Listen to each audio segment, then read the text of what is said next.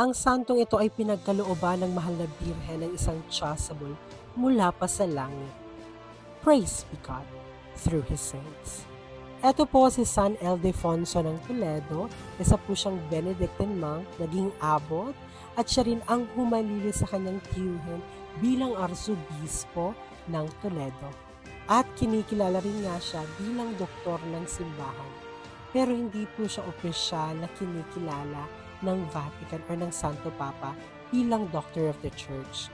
Pero kahit ganun pa man, kinikilala pa rin siya ng karamihan bilang Doctor of the Church dahil sa dami ng kanyang mga naisulat tungkol sa mga privileges ng mahal na birhen. At mas binigyang tuon ni San Ildefonso yung tungkol sa perpetual virginity ng mahal na birhen, kung saan nanatili itong birhen before, during, and after the birth of our Lord Jesus Christ. At dahil nga sa natatanging debosyon at pagmamahal ni San Ildefonso sa mahal na birhen, nagpakita po sa kanya ang mahal na ina at siya ay binigyan ng isang chasuble mula sa langit. At ito po ay pinapasuot sa kanya tuwing merong Marian Fiesta o kahit anong selebrasyon na dedicated sa mahal na birhen.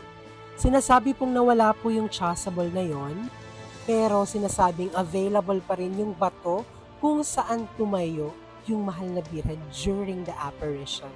At kahit nga nasakop ng mga Muslim yung kanilang lugar at ginawang mosque yung simbahan kung saan nagpakita ang mahal na birhen, nanatili po yung pagiging sagrado nung bato or nung lugar kung saan mismo nagpakita ang mahal na birhen. At meron din mga kwento kung saan bago pa nga raw magpakita ang mahal na birhen kay San Ildefonso, habang nagdarasal ang santong ito sa libingan ng isang birhen at martir doon sa kanilang lugar, sinasabing bumangon mula sa hukay ang birhen at santa para ipaabot ang pasasalamat ng mahal na birhen kay San Ildefonso dahil sa pagmamahal nito at pagde-defend sa mga privileges ng mahal na birhen.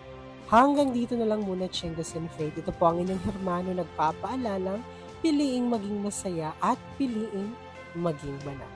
Maraming salamat!